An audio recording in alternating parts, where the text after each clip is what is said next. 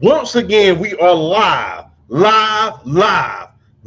on Monday night. Monday Nitro ain't got shit on us because we are the Undisputed Go podcast. We living right, we eating right, and we going right. Man, look, it's a privilege, a pleasure, and an honor to be on this very, very special episode of March Madness with my main man, with my main man, with my main man with my main man from GA, VRF Sports. Man, how you doing, man? Man, I can't complain, man. Life's pretty good, man. Back on the ground. Work week starting again. Had a good day, despite the rain. Rain kind of slowed us down a little bit today, but it's still a good day. Weekend was good. Got to been able to keep tabs, talking to my daughter, see how she's doing. She's doing all right. So hey, life is good. Can't complain. A lot of honestly, sports been crazy, man. A lot of news stuff been going on in sports recently. Got the WBC going on. The United States made the grand final. Shout out to America. U.S. made the grand final last night. They beat the Dominican 2-1 in a hell of a game. We still got the other semifinal. I believe it's Venezuela and Italy for the right to play the U.S. in the grand final. That should be another good game. And then the NBA kicking off, popping off. You got three teams in the Southeast Division, all with win streaks of at least 6 games, which is crazy. I think it's the Magic, the Hawks, and the Heat all got winning streaks of at least 6 right now. The Southeast Division are like popping off right now in the NBA. So shout out to those guys, and I'm just ready to get. Hey, and you've already mentioned what we here for tonight. NCAA tournament about to get in full swing. The brackets were announced. The field of 68. We gonna get into it tonight. Shout out to Flash. Yeah, I know he's got some. He's got kind of going through some stuff right now. Some stuff going on up there in Wisconsin with the weather and everything like that. Shout out to the homie, man. We love you. We miss you, man. You and your little girl, man. We hope y'all are doing well. Hope y'all getting through it. We definitely gonna represent for y'all. But y'all keep holding it down, man. Wish y'all nothing but speedy getting back on your feet and hope everything all right up there. How everything going with you, homie? it's going good about there, man. Like I said, this Georgia weather is like the Incredible Hulk. It is bipolar. You ain't kidding me. It is bipolar. I can tell you that right now. When I tell you it's bipolar, it's bipolar. It was hot when I woke up this morning. It was like 60 something degrees when I woke up. I walked outside doing lunch. Temperature dropped to 38 degrees. So I was like, what the hell? I'm So telling you, it's crazy. yeah, I guess the groundhog said its shadow was foreshadowing to say the least. So I guess. because what a lovely winter that we're having this spring. So Right. Right. thought it was time to bring out the open toe sandals and Sean Clitars, and we had to put back on the hoodies on. So Telling you, boy. it's crazy. Got tried to put on the Sean Clitars with the Jay-Z's, I believe. Remember when the camera was saying that Jim Jones stunting something in the Sean Clitars. So I think them damn sandals cost like $500. Damn. Too Ain't much for no way. sandals. Too much for sandals, bro. Hey man, but on that note, we got to give Flash a round of applause because man, look, man, we know this brother's bad up there, man. We can't wait to have you back. Shout out to to Willow, Little Flash, the hockey, the grand princess of hockey. Um, we see you. We see what you're doing. Hopefully, we'll see you in the Olympics one day, and we will be cheering for you. We will make sure you be the topic of the show that day. Absolutely. As well. Shout out to everybody in the Potty Grind chat. Shout out to my main man, Sports PSP. And shout out to my friends and family here back home in Columbus, Georgia. But without further ado,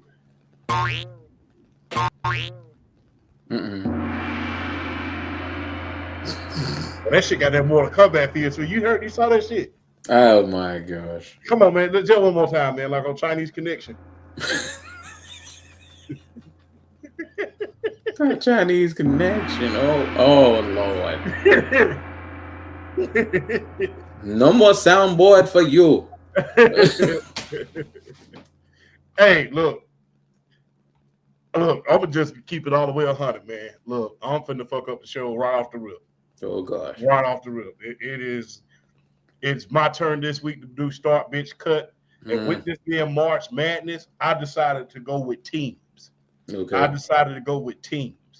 Now we covered one earlier, right before the air, between Nolan Richardson, John Thompson, and Jerry Tarkanian. We had our picks of that, but let's get into teams right about now. And look, Okay. BRF, this one's for you, right Okay. here. We're gonna start it off slow with teams. Start bench cut. Five Slammer Jammer, the 1990 UNLV Running Rebels, the Fab Five. Who you starting? Who you benching? Who you cutting? Well, for me, it's actually easy for me when you look at these teams. I'm starting Five Slammer Jammer. I'm benching the 90 UNLV Rebels, and I got to cut the Fab Five. As good as they were, they didn't win a championship. So I mean, and I mean, I think UNLV. I think they ultimately did get one. I think they did get one. Yeah, they got that 1990 team. They beat. That's the one that beat Duke by damn near 40. When Jerry Tarkanian put his hands back on the Mm, bench like that and put that. yeah, Uh, Five I Slammer got. Jam, I don't think they won one though. I have to look them up. Maybe they didn't. Hold on, I Yeah, have to look them up.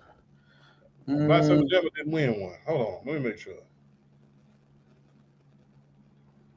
And when you think about those teams, those teams were just flat out crazy. You had Akeem Olajuwon, you had Clyde Drexler, you had Benny Anders, you had Rob Williams. You had a little bit of everybody on that team. And nope, they did not win in no, national they championship. didn't. They didn't win the national championship. Hmm. So I understand that out of the five, out of these three teams, I think Five Slammer Jamma had the most pro ready guys on I here. But think, yeah, and you know what? Even still, when I look at pro ready prospects that those Houston Cougars teams had compared to the UNLV Rebels and the Fab Five, because when you look at, because I believe the UNLV Rebels that was who Greg Anthony, Larry Johnson, trying to who else was that squad? Lamar Hunt, remember Lamar Lamar Hunt? Hunt, yeah.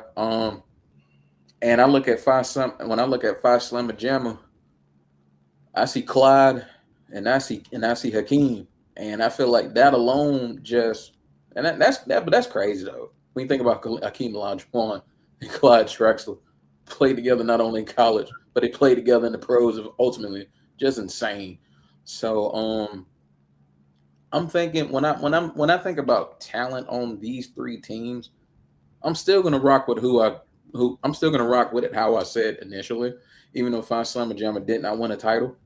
I think Five Slamma Jamma could beat both of these teams, the 90s Rebels and the Fab Five, when I just look at guys who was on that roster that were on not only that were ready for the pros, but just I feel like, and I think we're going to talk about this like later on when we're looking at the NCAA tournament. I feel like the NCAA tournament has always been about like I feel like the NCAA tournament has always really been predicated as far as like your guard play and just making shots and guards just stepping up at the right time. Guards, wings, like the NCAA tournament for me hasn't never isn't. I mean, you have your bigs that come through and make impacts every so often, but I always feel like year in and year out is predicated on the transition play, the guard play, like not turning the ball over. But I think it's still predicated as far as your guards. But but like times like those, like 80s and 90s, there were more really good teams and there were more like really good bigs at the time.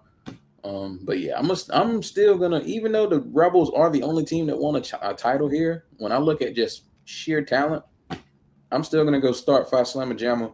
I'm gonna bench the Rebels. I'm gonna cut the Fab Five.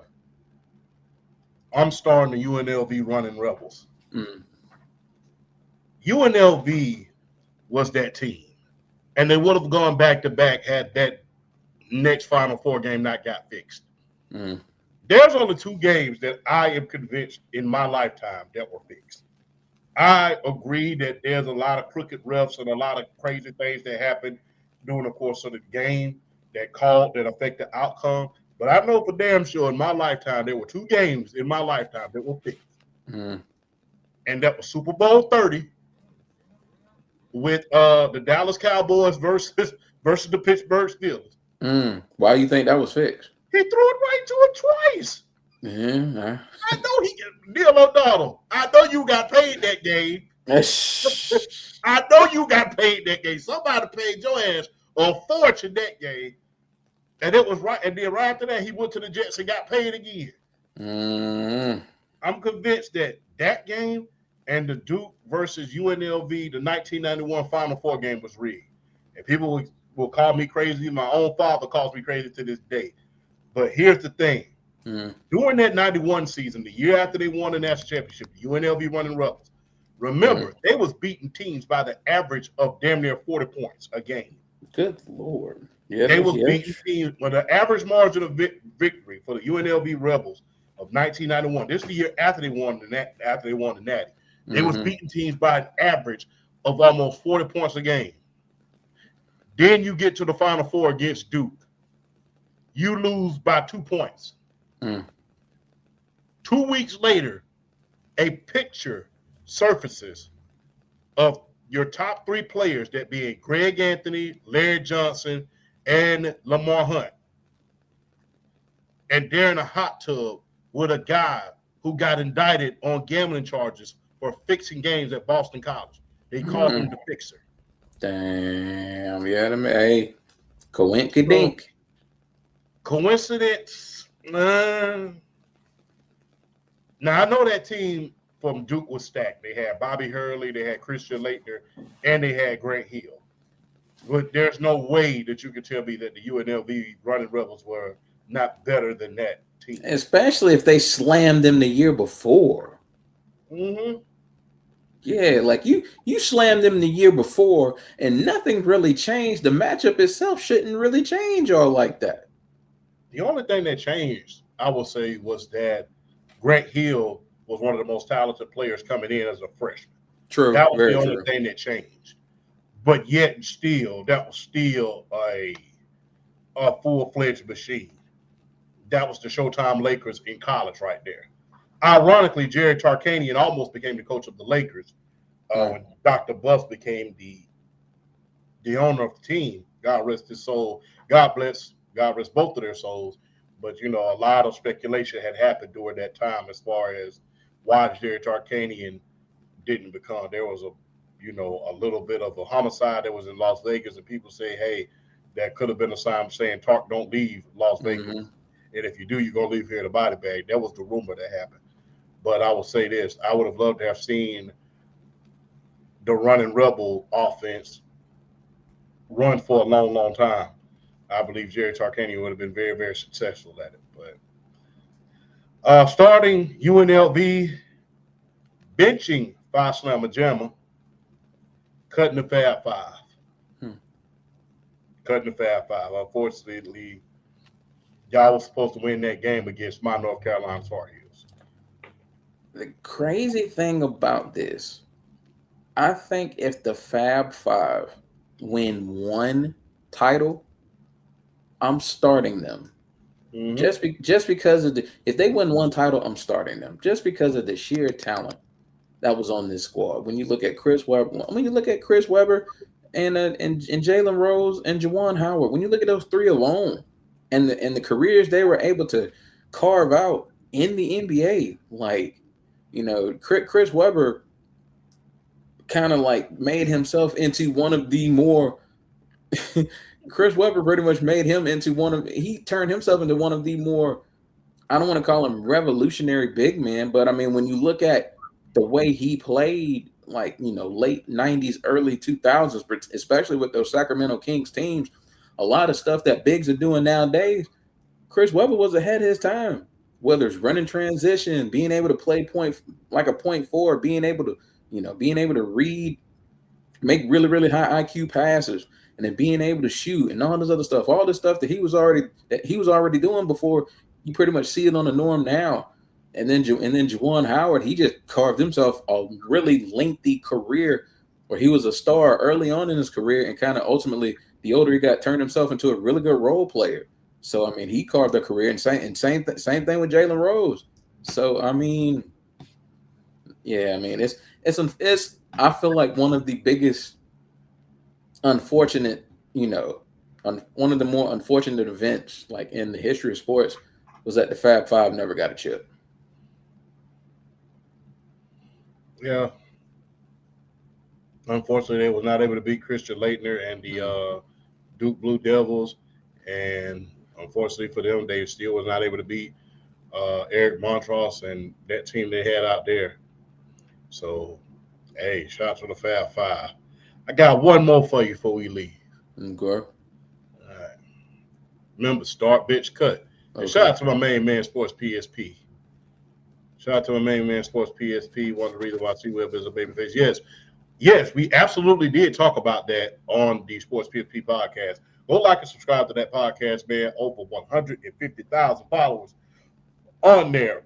And look, man, check it out. Check out last week's episode. We had a damn ball last week. Yeah, we We did. did it up. So, but now we're on the uncensored show, what I like to call it. We on, that's for Hollywood.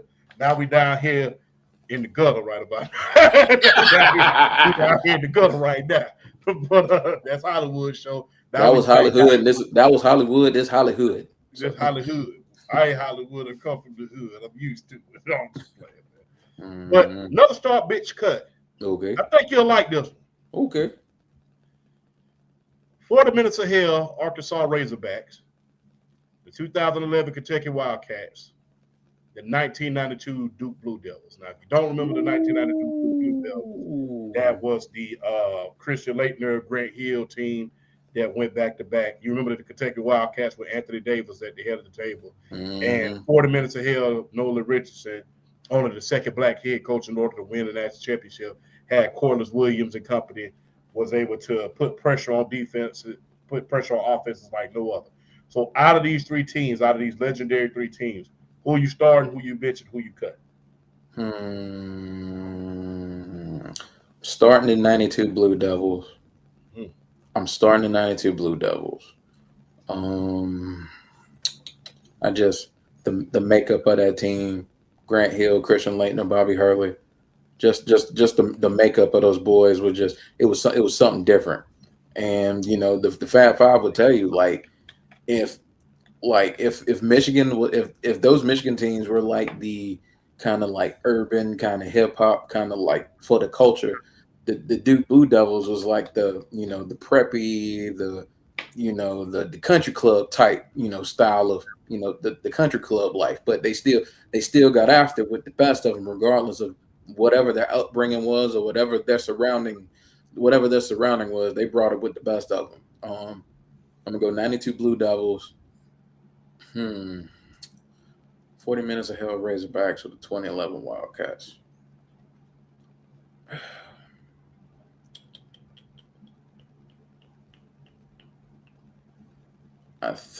It's tough, but I look at if I'm looking at sheer dominance, I'm cutting those Razorbacks.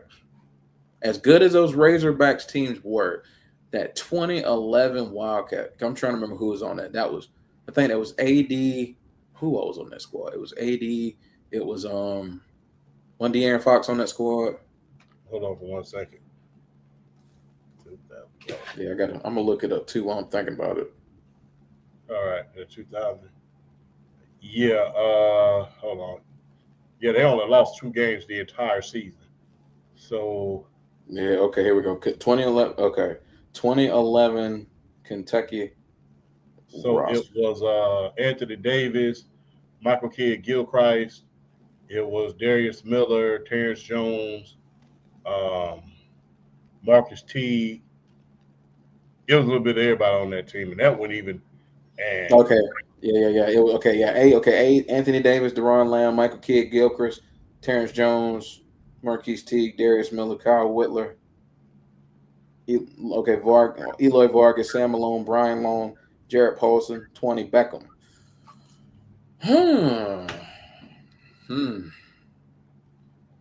Let me go. Honestly, I don't know.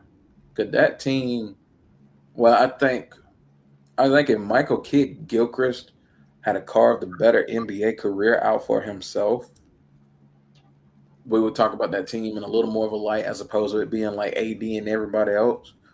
Um, I got to think about it now. Let me see.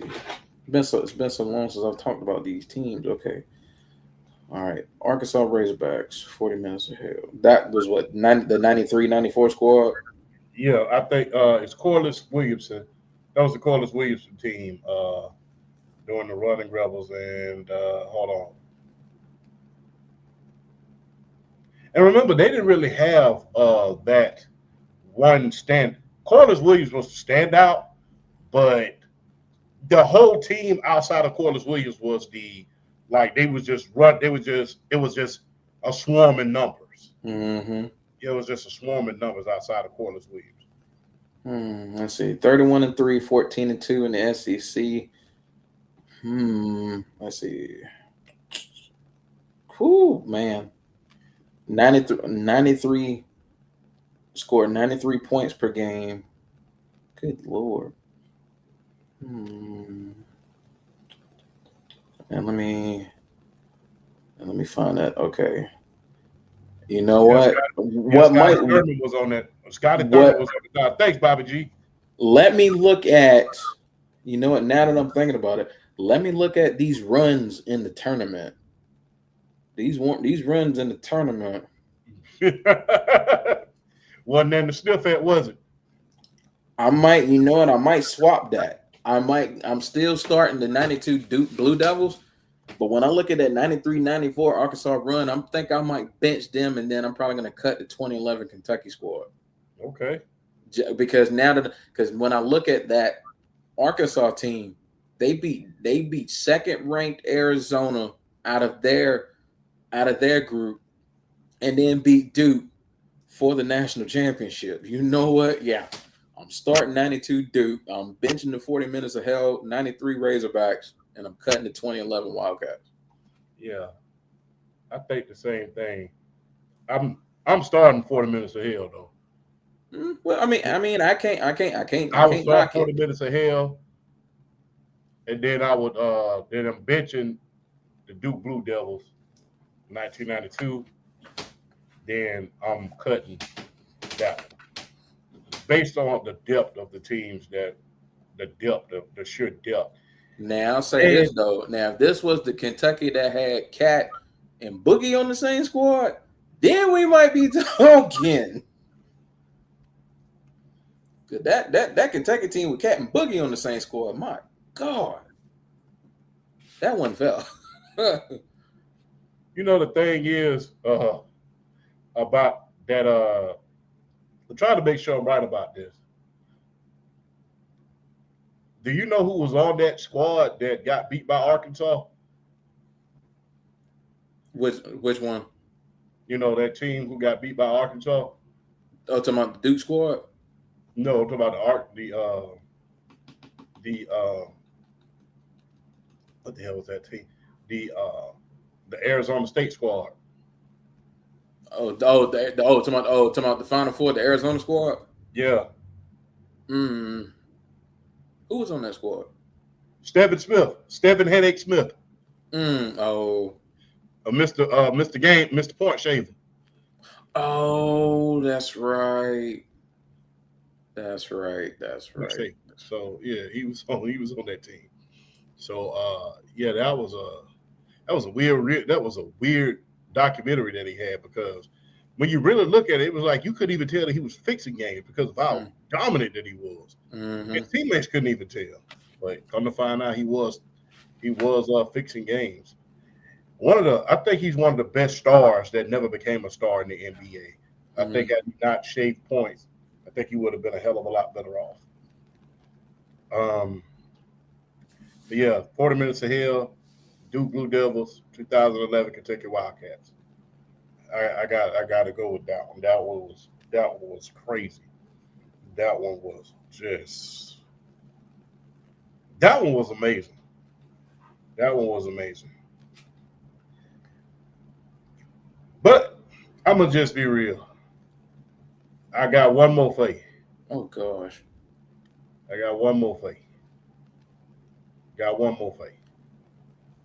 Who wins in a 7-game series? Who wins in a 7-game series? Okay. March Madness version now. Okay. All right. So you got the 2015. Well, hold on. You got the 2000 and trying to make sure I got this right. Trying to make sure I got this right because we gonna hit you with the heel on this one. Oh gosh. We got the 2015 to 2016 Kentucky Wildcats. Remember who was on that team? It That was was Andrew the Harrison, Willie Cauley-Stein, Devin Booker, Aaron Harrison. um, You had the Harrison brothers on there. No pun you, intended. You you had said Willie the, Cauley-Stein. you said the 2015, 2016 squad. Yeah, you had Karl Anthony Towns, Booker, Willie Cauley-Stein. All right, hold on. Let me go back. Wait. Okay. Okay. It's okay. 2014, 2015. Okay. It's 2014, 2015. Oh, okay, my bad. And against that team, I'm going old school.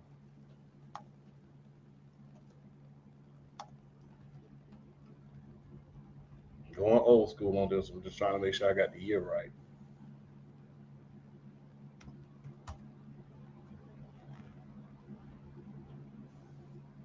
The 1982 North Carolina Tar Heels. Oh, 82. I'm sorry. The 82 Tar Heels are. I don't think it goes 6. You don't think it goes 6? No. 82 Tar Heels are smashing. That If y'all don't know 2014 who that is, the GOAT that's played that, but that ain't just Mike. That's Mike. I think who else? James Worthy. James Worthy was on that squad. I think And Sam Perkins was on that squad. Yeah, no, I don't think it goes 6. I think 82 UNC beats 2014 Kentucky in like 5. Too many man, because my thing is, yes, where Kentucky could do something with their ability to shoot when you got guys like Tyler Eulis, you got Devin Booker, you got Cat, you got guys that can shoot. Don't get me wrong. When I look at that 82 squad and I just looked at just pure fundamental college basketball, I think the inside out, when you got like Mike, you got Worthy, you got Perkins, and then that surrounding cast around them, and this is 82, so this is freshman Mike. Yeah. So I say 82 UNC in 5. All right. So let's get into that was a hell of a start bench and cut, That man. was nice. That was a hell of a start bench and cut, man. Then the meeting of the errors at the end, that was nice. I like that. Yeah, man. Round of applause. Give yourself one. That's what I'm talking about. Yeah. So, look, gotta ask this question. We will be to answer the people in the audience out there. We will be covering the women and the men today. So, gotta ask this question: who will have the biggest impact on the men's side of basketball this tournament for you?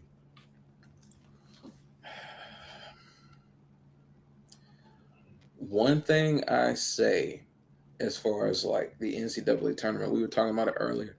I feel like the NCAA tournament has always been predicated on guard play, on really good guard play. You can have an insane front court, but if the other team's front backcourt is outplaying yours backcourt, that team's gonna win.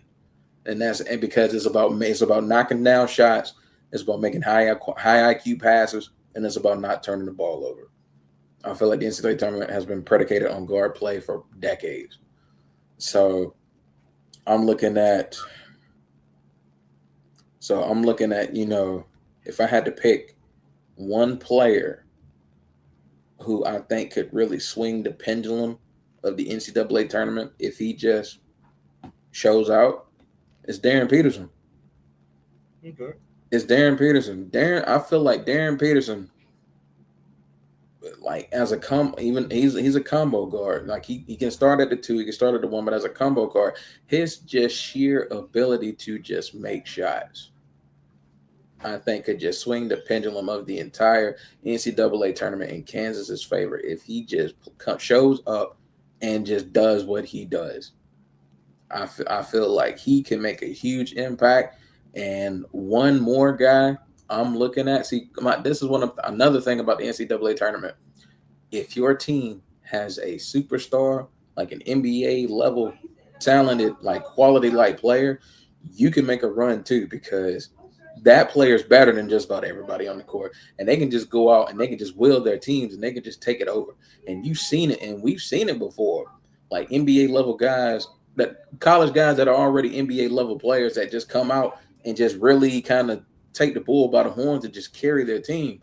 Carmelo Anthony, long time ago. He's a Yeah. prime example. He's a prime example of that. Um, I'm looking at I'm looking at the 3 NBA, the 3 generational prospects. I'm looking at Darren Peterson. I'm looking at Cam Boozer. I'm looking at AJ DeBasile. That's what I'm looking at. And if you want to throw a fourth in there, the way he's been playing for Arkansas, watch out for Darius Acuff. Watch out. That man practically carried Arkansas to that SEC tournament title the way he played. So I'm looking at those 4 as far as like who I feel right now are playing the best, are like the 4 best talented players. And if you want to throw Caleb Wilson in there, you can too. But but my biggest one was probably Darren Peterson, because I feel like if he just plays up his capability, Kansas can make a deep run and possibly win the whole thing. Because Bill Self is still their coach, and he is still a hell of a coach, and he's really good as far as like understanding the X's and O's and being able to adjust on the fly. That's been one of Bill Self's strengths. So I'm looking at biggest impact on the men's side. If I'm gonna pick one player, I'm looking at Darren Peterson. All right. Let's move on to the women's side of things. And I'll go first on this one. Okay. Who will have the biggest impact on the women's side? Flau'jae Johnson. I like it. Flau'jae Johnson. I believe that Flau'jae is going to have a big impact on this one. She is determined to win one, win another one, and repeat that magic that her and Angel Reese had at the beginning of her freshman year. Mm. She is determined. And no doubt in my mind, she's going to end up being a top 5 pick in the WNBA draft, if they even have a damn draft. Get the damn collective bargaining agreement done, WNBA. I don't know what y'all doing, but I'm ready to see women's basketball. And we got to see women's basketball, guys. Like, come on, man. Let's stop being stubborn about the whole situation. But I digress. I'll say this. Flau'jae Johnson's going to have a big impact. So is AC Flood. She's going to have a big impact. And Lori Betts. Lori Betts is going to definitely have a huge impact on this tournament. I know that Jazz is going to have a big impact from USC, but I believe without Juju, they're not going to go very far. Yeah. I don't think without Juju, they're going to go very far. So I got to say Flau'jae, Lori Betts, and AC Flood. Like I said, I would say Jazzy, but I don't think without Juju that they have the capability of winning. But what says you? When I think about the women's side, I think Flau'jae Johnson is usually always the first one that's going to come to mind in a situation like that. I'm looking at someone like Audie. She is just, I mean, I know people talk about her as far as like her size and whatnot, but one of the main things as far as the NCAA tournament is the ability to make shots. And Audie Crooks, she makes shots. she makes shots like in the paint. She can take it from outside. She makes shots, and she could be one of those that, like I said, she could kind of be like a Darren Peterson, just kind of swing the pendulum into Arizona State's favor and really like just do something. Who else? Never count out South Carolina. Never count out Fort Wiley. that point guard. She's a demon. She is an absolute demon. Her ability to play make, her IQ, her ability to just take over games, like just don't. Yeah, like for me, when South Carolina is in the mix, you know, they turn it on. What the hell is wrong with Paul Heyman? Oh, that was after Seth Rollins stomped him. Seth Rollins stomped him. Well, he ain't slept in weeks. He probably had because Seth Rollins jacked his face up last week. That's acting job. Paul Heyman is like one of the greatest in terms of his acting. He sells it. He makes you believe it. He makes you believe it. Dang. I don't know whoever did it. Whoever was on his makeup, they did a hell of a job. Yeah, they really did. He sells it. He makes it so believable. Look, off subject for a minute. I know this is March Madness, but I have to ask you this: why would people talk about Paul Heyman guys? Do they not talk about Stone Cold Steve Austin as being a Paul Heyman guy? I don't understand that. They don't talk about him being a Paul Heyman guy because although he started out as a Paul Heyman guy and he had some success as a Paul Heyman guy, his most success was on his own. Okay. He didn't get this. He didn't really become he didn't become the icon until he put the Stone Cold moniker on him and he took it on and he made it his own. Even though he was a really good Paul Heyman guy, the reason they don't talk about him as much as like a Brock Lesnar,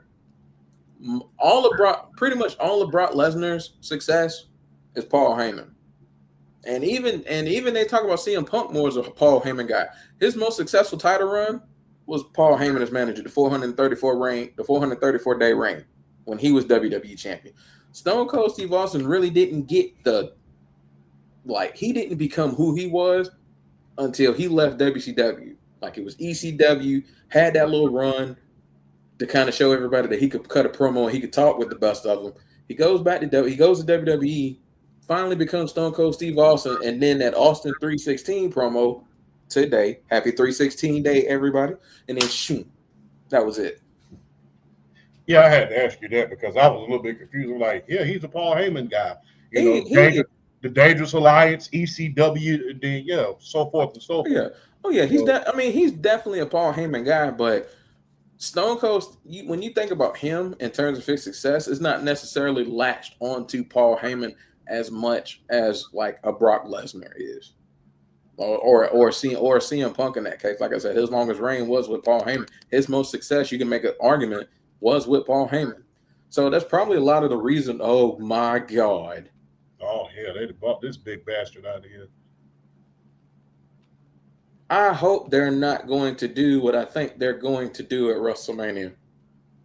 This is not the WrestleMania match. No. This can't be the WrestleMania match. It can't be. No, well the thing is, my thing is, Seth Rollins is going to be cleared by then. But are they really going to do Brock and Seth at WrestleMania? What kind of match is it going to be, though? Is it going to really be that match? Oh, boy, I never thought about this. That is a big old human being right there, bro. Yeah, bro. You know what? The funniest thing I ever heard about Brock Lesnar, I know this Mark Madness people. I know we're going to get back on subject. I never forget what Mark Barrow said, right? Mm. You know what she said? Now, mind you, guys, Mark Barrow back in his day was the New York State Golden Gloves champion. Keep that in mind. He wasn't just a wrestler. He was a New York. Yeah, he could fight. He was a New York State Golden Gloves champion. So the whole boxing and stuff like that wasn't just a moniker. That was him for real when he was Marvelous Mark Barrow, right? So I never forget something that he said. I found it to be kind of crazy because I'm like, damn, you're a Golden Gloves champion. He said, I never forget. He said, man, I found out Sable was with someone else. I instantly want to beat the hell out of something, beat him up, just go beat the guy up. And he said, when I found out it was Brock, I said, I'm going to go to forgiveness round.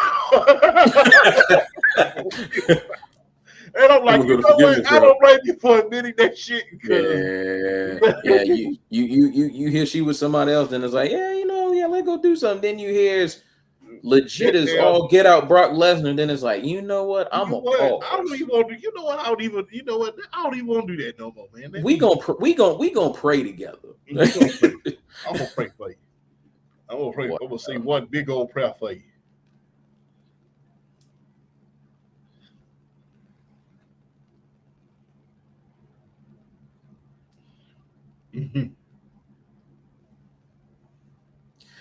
But the thing is, I don't know if Seth can still take a bump yet. I don't know if he's fully cleared yet.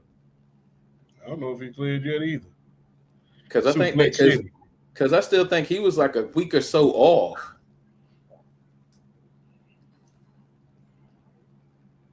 That is a big human being right there, bro. Yeah. 6'3", 286. Damn. Monstrous. Ooh. Wait a minute. Oh, my bad. They're gonna do it. They're gonna do it. They're gonna do it. They're gonna do it. They're gonna do it. Brock and Oba, they gonna do it. They gonna do it. Hold on. They gonna do it. They're gonna do it. Oh. Hold on. I know.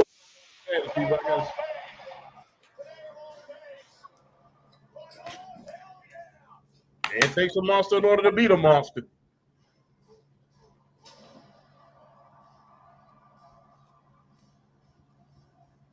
Oh man! Oh my God! Over as hell, bro. They gonna do it.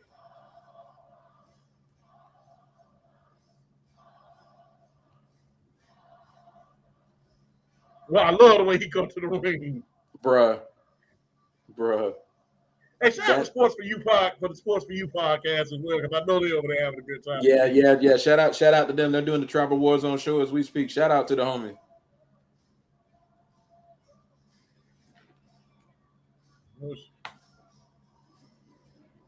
Oh hell! Wakanda versus Asgard. Let's go. Right. Perfect. Perfect. Oh my God. Wakanda versus Asgard. There we go. Oh my God. That dude is a damn. How big is almost? Over 6'5", 310. Damn.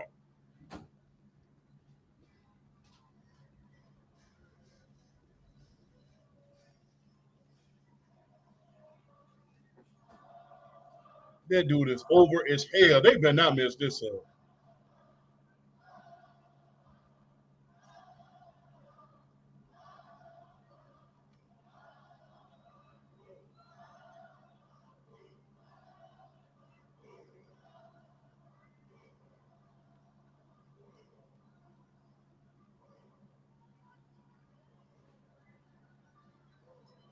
Triple threat? Nah. Got him.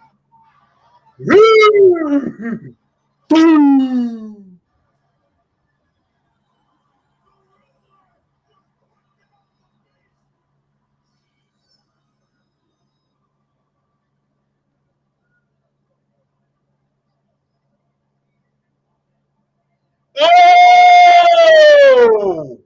It's actually going to happen.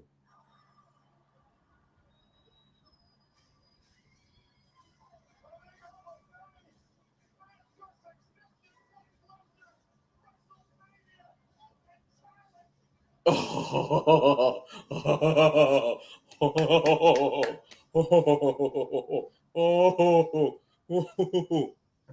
my God. Like I said, Wakanda versus Asgard, damn it. Boy. They couldn't have done, bro. I'm sorry. They couldn't have done this any better. They couldn't have done that any better. Oh, I'm sorry. People saying it wouldn't hurt Oba if he takes a loss. Oba's got to beat this man. Oba's got to beat him. Shout out to Sports for You podcast, man. Shout out because shout out to the divas, Mama Adrena, Ness, and JoJo. Shout out to them. Shout out to the levels. Shout out to Mr. Watson. Shout out to we don't just call him John. We call him Mr. Watson. That's OG, Mr. Watson. OG, that is Mr. Watson. That is Mr. Watson. Always remember that, people. But back to the lecture at hand, man. Let's I have get to it. say that Flajay will have the biggest impact, and I think Lauren Betts will have the biggest impact as well.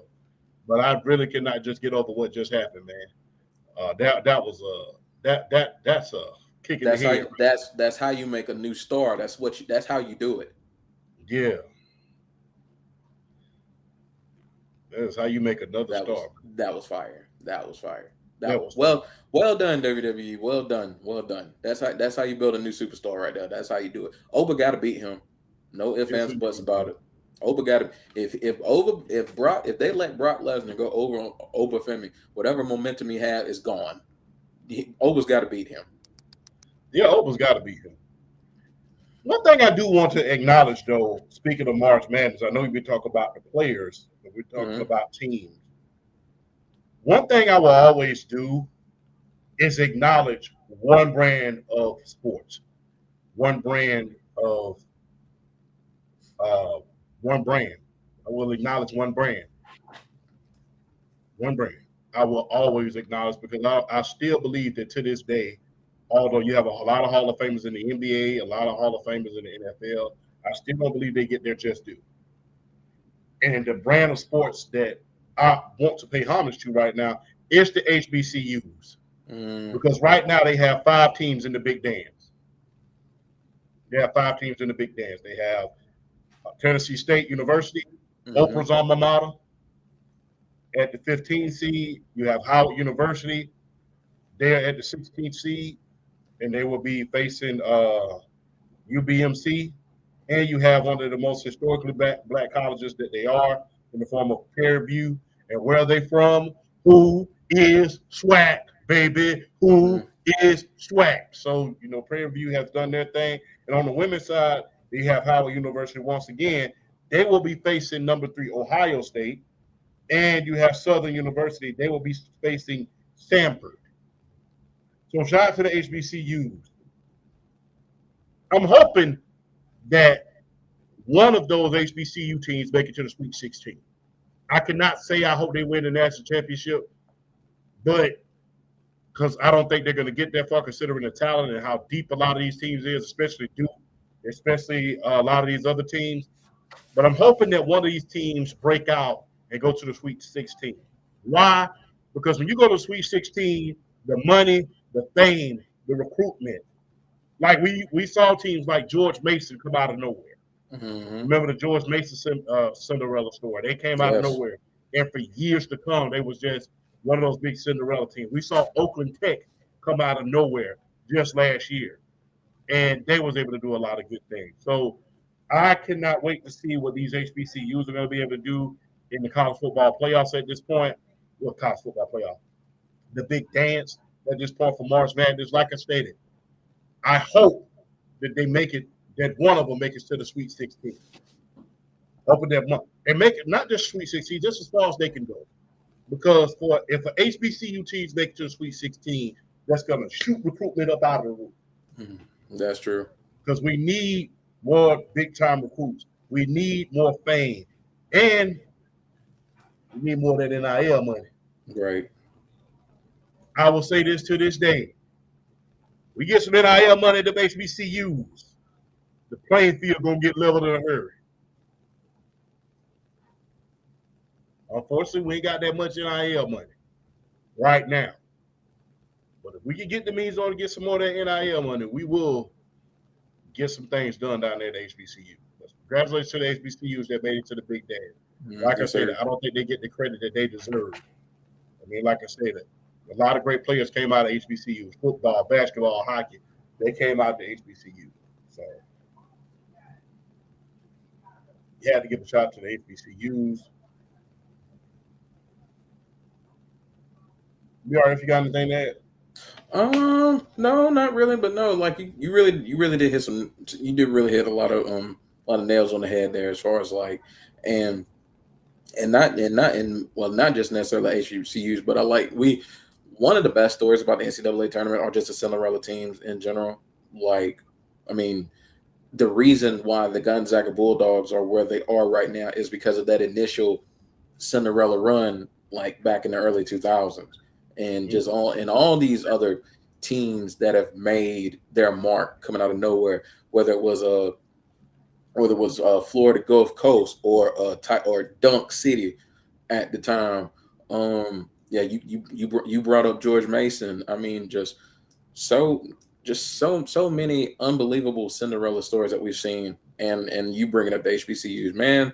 Let me tell you something. I would love it if one of these HBCUs got to the Sweet 16, at least to the Sweet 16, just to make a dent, in this tournament. And I'm excited.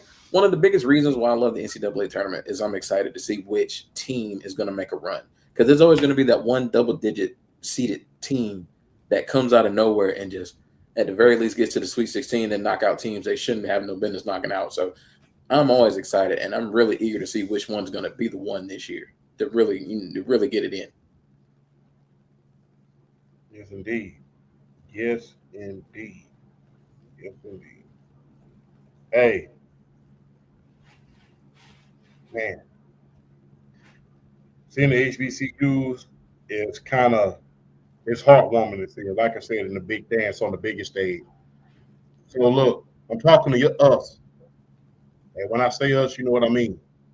We need to make those 5 games the highest rated games we could possibly make. Let's turn them ratings up. When Tennessee State plays, we need to have our eyes glued on the television. We need to show them that we're watching. That way, when it's time for these teams to get TV contracts, they can have the backing behind. If we can watch Duke and all the other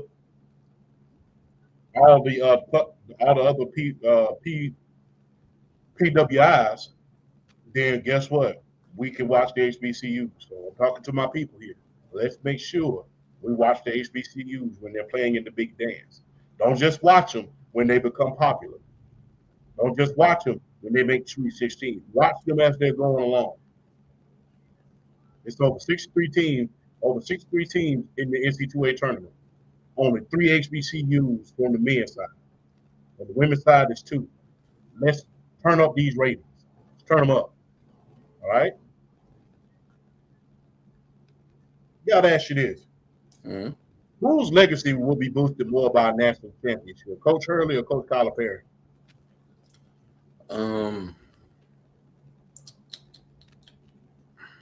That's a good question. I think if he really wanted to be mentioned among the greatest of all time, I would probably go John Calipari.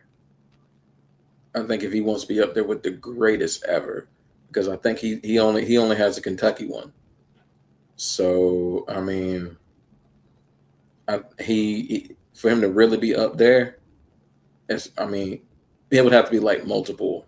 He needs multiple championships to be mentioned with the Krzyzewskis and the Roy Williams and the Tom Izzos and the guys, the coaches like that. So I would probably say boosted the most, probably Coach Calipari. But if Dan Hurley was to win another one at UConn, you want to talk about, he could arguably be the best coach of the 21st century already. If he gets another one, that's saying a lot for him not being his coach as long as the others, but to already have this type of legacy built. It's crazy to even think about. I think I'm gonna say John Calipari, just for where he feels like he should be in terms of the history and the annals of college basketball, as long as he's been around and how good he's been. He puts another championship ring on that hand, where we could be talking about him with like the greats ever. I'm gonna go John Calipari for this conversation. Okay, let's move to the women's side. Coach Staley or Coach Mulkey? I'm always gonna go Coach Staley. I mean, Kim Mulkey is a great coach. Don't get me wrong. What she's done in LSU, don't get me wrong. She's one of the greats to do it. But when you look at Dawn Staley and just the impact she's already made with South Carolina and just her ability to coach in big moments, I feel like she's already shown She has a propensity to do that a little better than Coach Monkey has already. So, like, I feel like in like a 5-minute situation in a tie game with the game on the line, I'm gonna go Dawn Staley, and I mean, and also from the standpoint she can take it from her. I mean, I know Kim Mulkey, she played as well, but when you look at Dawn Staley and how good she was when she played, Yeah. I think that's just even more of an advantage for her. She's a point. I mean, she's a point guard. She understands 5 minutes. The IQ it takes to be able to play call, to be able to control the tempo, to be able to get your teammates in the right positions, in the right situations in order to make plays work. I'm gonna go. Yeah, I'm gonna lean Coach. I'm gonna lean Coach Dawn Staley here. Nike, please bring back Coach Staley's shoes. Because those shoes were fire. Hey, man, one thing about Coach Staley, man, she is from Philadelphia, and look, she is for the culture. So, I mean, think about it. She was on that episode of Martin. Mm-hmm. Foul. Right. So, So, is it just me, or do El Grande Americano, do he remind you of the Patriot a little bit? Extremely.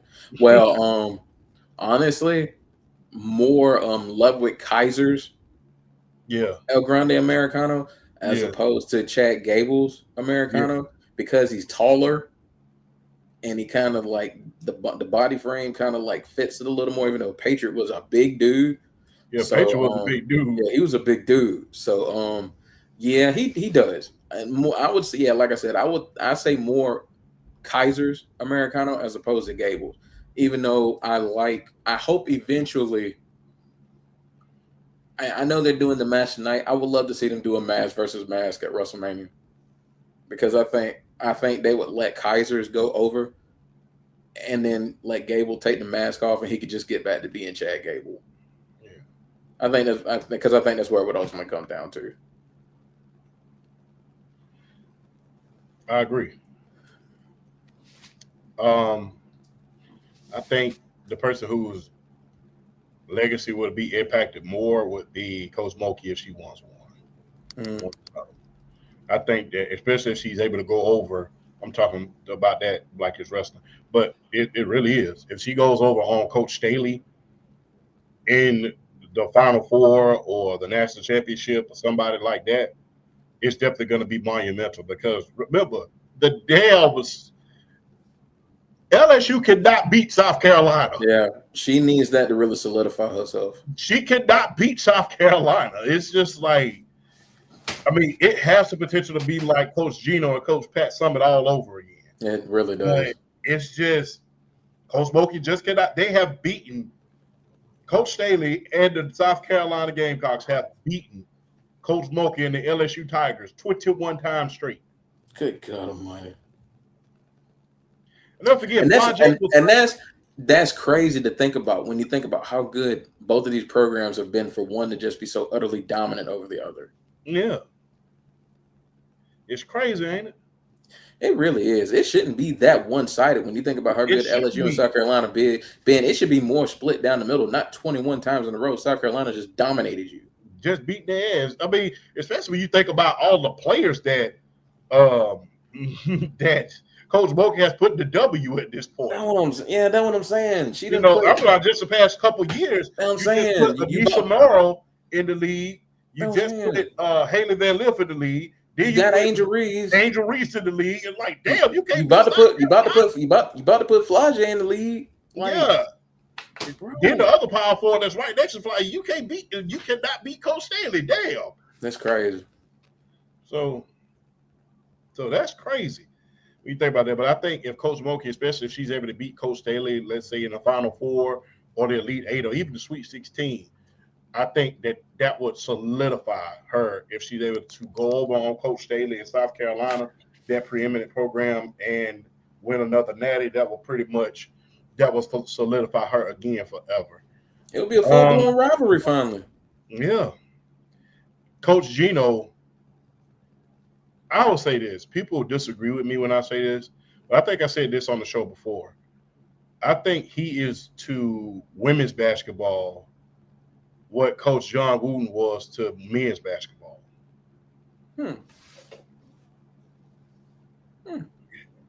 Remember, Coach Wooden still has the most national championship in the history of men's basketball. Oh, it's gonna be a while. Oh, I don't know if anybody's gonna break that record. And Coach Gino has a chance in order to do that. I think Coach Gino has more titles than John Wooden at this point. Well, yeah, okay. Yeah, I don't think it's gonna happen from the men's side, but Gino Auriemma is he's just a whole nother level. He's just a whole nother level. Oh, let me see. They have more championships than John Wooden.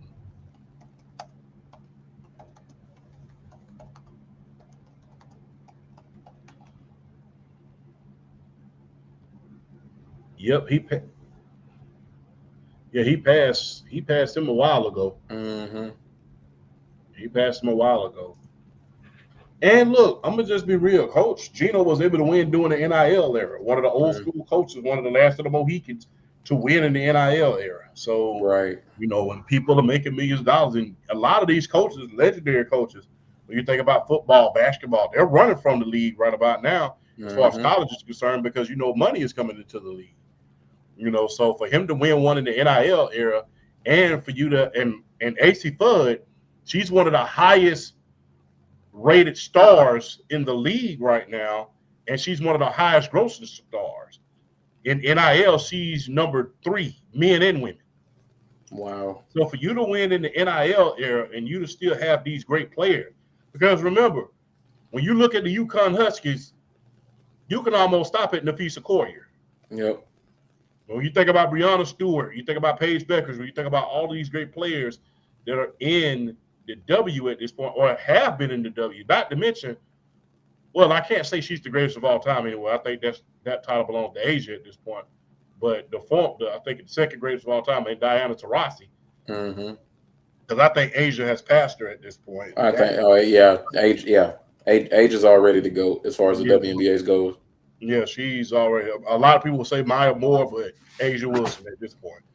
And but you think about all of these great players that Coach Gino has put in the league, not to mention the rivalries that have occurred. With him and Candace Parker. Him and Candace Parker legitimately don't like each other. They don't like each other. They don't. But as she said, when she was at Tennessee, they did not win a national championship. We were so used to seeing UConn win national championships. Mm-hmm. They did not win during that time. So hey, and look, it's okay for people not to like each other. It is. It's okay. Yeah, it ain't the end of the world. It ain't the end of the world. You just have to, you don't like each other. You respect each other. You move forward. You don't have to like each other. But hey, Candace Parker, look, I'm going to just be real. I know what you are, and I know who you are. But that face card does not decline yet and still. That face card does not decline. Nope. That is one of the best face cards I have ever seen. That is an American Express black card. Between I would say, like, in terms of all time, between her and Skylar Diggins. Yeah. I'm digging you. I remember Drake had a whole song about Skylar Diggins. I'm digging. Hey, man. Drake did some pretty incredible things, man. Hey. It's a conversation for another day. That's a conversation for another day. We got to have a Star Bench Cup with him one day, man. But, hey, we're going to end it off on this. I'm going to ask you this. Okay. Considering the talent that's coming out of the college on the men's side and the women's side, who was the number 1 overall pick for the men? Who was the number 1 overall pick for women's basketball?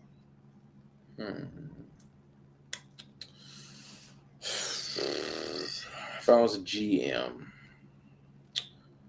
okay. If I'm a GM on the men's side, I think right now my number 1 overall pick would be AJ DeBouncer. It would be AJ the bouncer, because I look at what he does on both sides of the floor and just but it's his offense. He is like I mean, just you can just see it in him. Like wherever he goes, he's gonna whatever franchise he goes to, he's gonna turn them around instantly. Even though you got three guys like that, because I think AJ the bouncer, Darren Peterson, and Cam Boozer are gonna be like that for a franchise. I think all three of them are that good. But if I had to just take one, like if you put me on the spot, number one on the men's side is probably AJ the bouncer. Women, I think it's Flau'jae for the women. I think it's Flau'jae for the women. I would say her. I would say her AZ. I would say her AZ. Her AZ Fudd right now. I think I'm gonna give a slight edge to Flau'jae.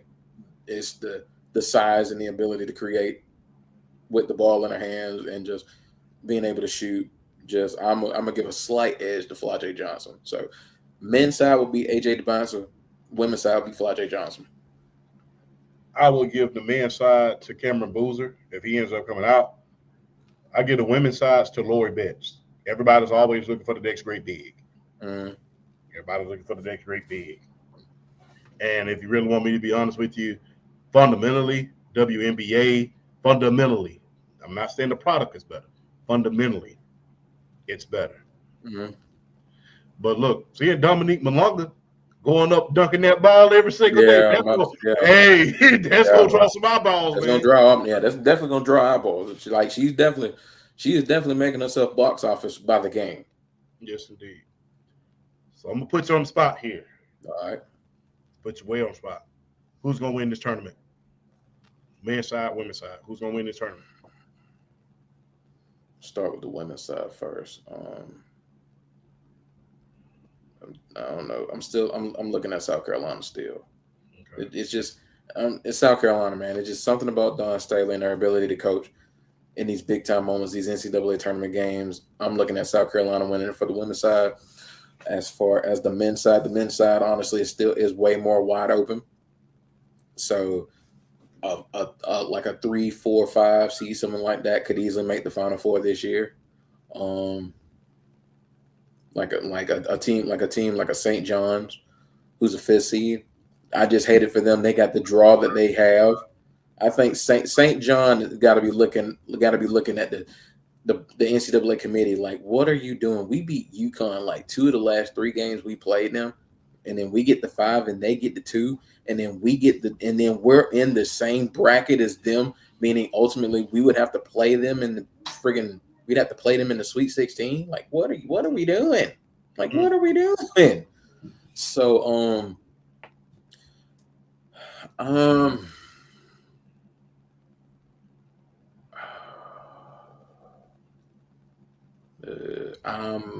if I'm looking at how the teams and how they're constructed and how they play in the men's, I don't want to give Harrison any more reason to pop his collar, but I'm gonna say Duke. Yeah, I'm gonna pick Duke to win the whole thing. I think Duke hasn't had a player like Cam Boozer in a while, and I think he could be the kind of superstar level player that could really elevate the rest of that squad. And they got talent around them. I think Cam's the type of player that could elevate them and get them to that promised land. I'm gonna pick Duke to win the whole thing. But I do have if I have like a dark horse that can maybe get like the Sweet 16 or like the Elite 8 as like a lower seed, teams to watch out for. Pay attention to that Midwest 8-9 matchup. That's Georgia, St. Louis. Yeah. Whoever wins that matchup can make a Sweet 16 Elite 8 run. It's just I just have a feeling. I'm telling, fuck what you say. Ain't no more playing GA.